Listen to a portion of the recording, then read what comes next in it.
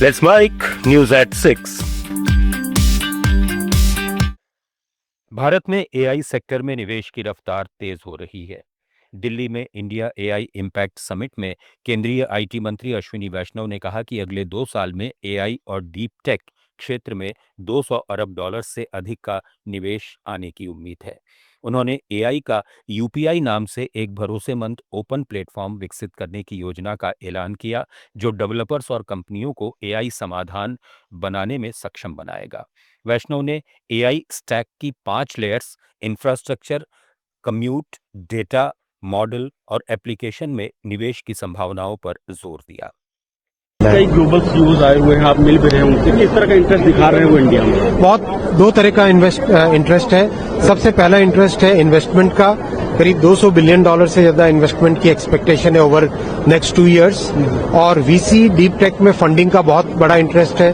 और तीसरा जो भारत की इनोवेटिवनेस है और जो भारत का डिजिटल पब्लिक इंफ्रास्ट्रक्चर है, उसके कारण, डिजिटल पब्लिक इंफ्रास्ट्रक्चर के कारण देश में एक बहुत अच्छा माननीय प्रधानमंत्री जी के नेतृत्व में एक टेक्नोलॉजी का फ्रेमवर्क बन चुका है। उस फ्रेमवर्क के कारण भारत में एआई के डिफ्यूजन को और तेजी से आगे बढ़ाया जा सकता है। समिट में ही अडानी समूह ने भारत में एआई इंफ्रास्ट्रक्चर मजबूत करने के लिए 2035 तक नवीकरणीय ऊर्जा से संचालित हाइपर स्केल और एआई रेडी डेटा सेंटर विकसित करने के लिए $100 अरब का निवेश करने की घोषणा की। इस पहल से सर्वर मैन्युफैक्चरिंग, क्लाउड और संबंधित क्षेत्रों में अतिरिक्त $150 अरब का निवेश आकर्षित होने की उम्मीद है, जिससे भारत में कुल $250 अरब का मजबूत एआई इकोसिस्टम तैयार हो सकता है। अडानी कनेक्स के मौजूदा 2 गीगावाट प्लेटफॉर्म को 5 गीगावाट तक बढ़ाया जाएगा, जिसमें गूगल के साथ विशाखापट्टनम और माइक्रोसॉफ्ट के साथ हैदराबाद, पुणे में बड़े कैंपस शामिल हैं। गौतम अडानी ने कहा कि ऊर्जा और कंप्यूट के संतुलन से भारत एआई क्रांति में वैश्विक नेता बन सकता है। वहीं नीति आयोग के पूर्व सीईओ अमिताभ कांत ने कहा कि भारत ग्लोबल एआई मॉडल्स जैसे चैट जीपीटी को अमेरिका से 33% अधिक डेटा उपलब्ध करा रहा है। बड़ी टेक कंपनियां ग्लोबल साउथ, विशेषकर भारत के डेटा का उपयोग अपने लार्ज लैंग्वेज मॉडल्स को ट्रेन करने में कर रही हैं, लेकिन विकासशील देशों को इससे लाभ नहीं मिल रहा। कांत ने जोर दिया कि भारत और अन्य देशों को अपने डेटा पर आधारित स्वदेशी एआई मॉडल विकसित करने चाहिए, ताकि तकनीकी लाभ लोकल स्तर पर पहुंचे और असमानता नहीं बढ़े। OpenAI, ChatGPT, we are providing more data than the United States of America, 33% more data than what the United States of America is doing. These large language models are getting better and better and better on the basis of data from the global south. So the models are getting refined on data for the global south. They will create business models and sell you products at very high cost tomorrow.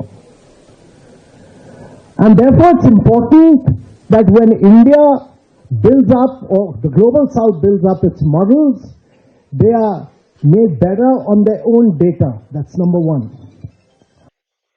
भारतीय share बाजार ने मंगलवार को मामूली बढ़त दर्ज की। BSE Sensex 158 अंकों की तेजी के साथ 83,435 पर बंद हुआ। एनएसई निफ्टी ने 25 अंकों की वृद्धि के साथ 25,708 का स्तर पार किया।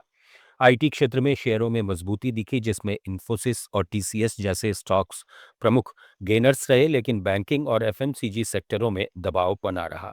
वैश्विक बाजारों से मिले मिश्रित संकेत, जहां अमेरिकी बाजारों की कमजोरी के बावजूद एशियाई बाजारों में सुधार ने समर्थन दिया, जबकि एफआईआई ने नेट बिकवाली जारी रखी।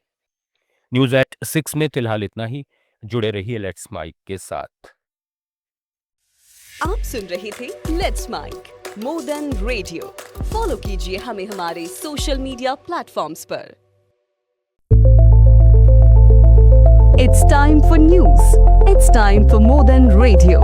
Presenting the first radio news app, Let's Mic. Let's Mic, a news-based app on your phone where you get to watch and listen news, talk shows, interviews, radio show podcasts. On Let's Mic, you get all relevant information of TV, print, radio, podcast, and digital. Let's Mic talks about every segment of life.